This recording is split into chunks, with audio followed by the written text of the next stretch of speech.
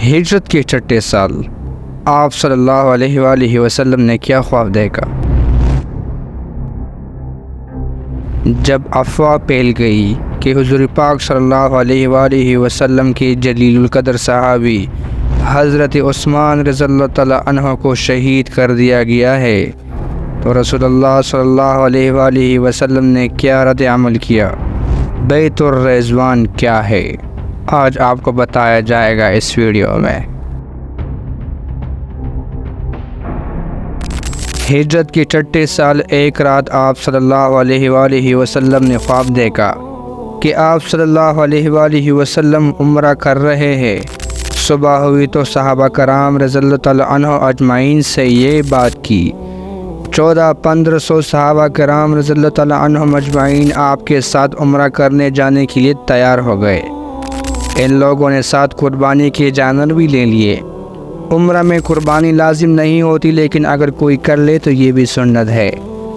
جب یہ لشکر مکہ کے قریب پہنچا تو آپ صلی اللہ علیہ وآلہ وسلم نے حضرت عمر رضی اللہ تعالیٰ عنہ سے کہا کہ آپ جا کر مکہ والوں کو بتائیں کہ ہم عمرہ کرنے آئے ہیں۔ عمر رضی اللہ تعالیٰ عنہ نے عرض کی کہ عثمان رضی اللہ تعالیٰ عنہ یہ کام بہتر انداز میں کر سکتے ہیں، کیونکہ ان کے قبیلے کے افراد وہاں پر ہیں۔ حضرت عمر رضی اللہ تعالیٰ عنہ نے حکم عدولی نہیں کی، بلکہ ایک مشورہ دیا جو کہ آپ صلی اللہ علیہ وآلہ وسلم کو پسند آیا اور آپ نے اسے قبول کر لیا۔ حضرت عثمان رضی اللہ تعالیٰ عنہ جب یہ پیغام لے کر مکہ والوں کے پاس گئے تو ہم صرف عمرہ کرنے آئے ہیں، تو انہوں نے کہا آپ طواف کر لیں، مگر رسول اللہ صلی اللہ علیہ وآلہ وسلم کو اجازت نہیں۔ تو حضرت عثمان رضی اللہ تعالیٰ عنہ نے نبی پاک صلی اللہ علیہ وآلہ وسلم کی محبت میں فرمانے لگے کہ نبی علیہ السلام سے پہلے میں طواف نہیں کر سکتا۔ اس پر انہوں نے عثمان رضی اللہ تعالیٰ عنہ کو قید کر لیا۔ دوسری طرف یہ مشہور ہو گیا کہ عثمان رضی اللہ تعالیٰ عنہ کو شہید کر دیا گیا ہے۔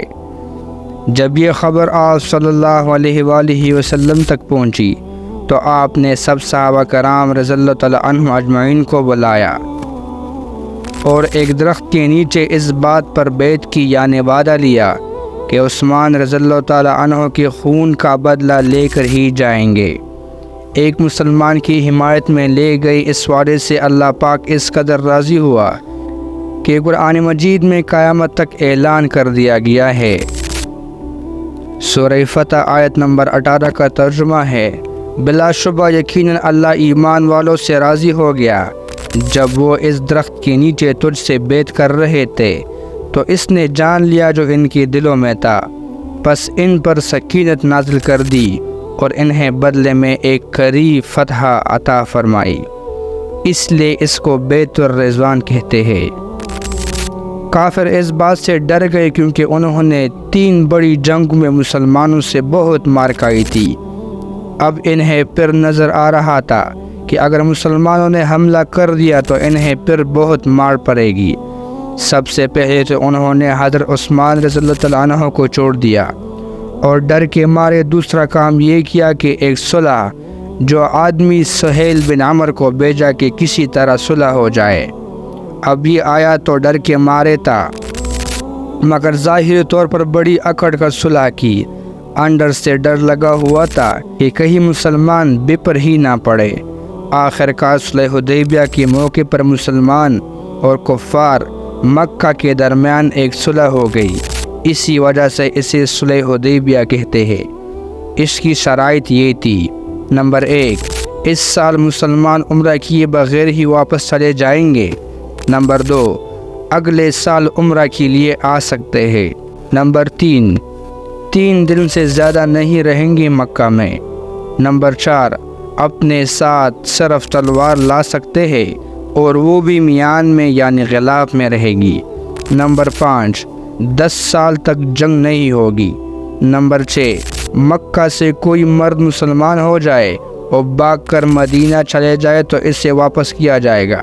نمبر 7، مدینہ سے کوئی مسلمان مرد کافر ہو کر بھاگ کے مکہ چلا جائے تو اسے واپس نہیں کیا جائے گا۔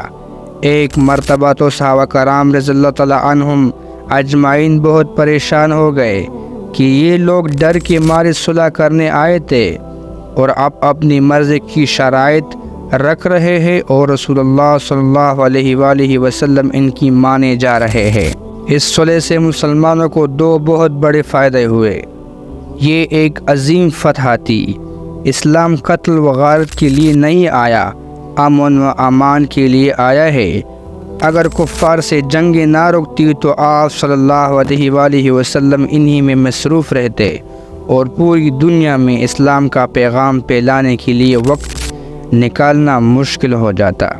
اس صلح کا دوسرا بڑا فائدہ یہ ہوا کہ وہ یہودی قبیلے جو مدینہ سے نکال دیے گئے تھے اور خیبر میں وہ اپنے دوسری قبائل کے ساتھ مل کر سازشیں کرنے میں مصروف تھے، انہیں بھی سبق سکھایا جائے تاکہ وہ بھی مسلمانوں کے خلاف کام کرنے سے باز آ جائے۔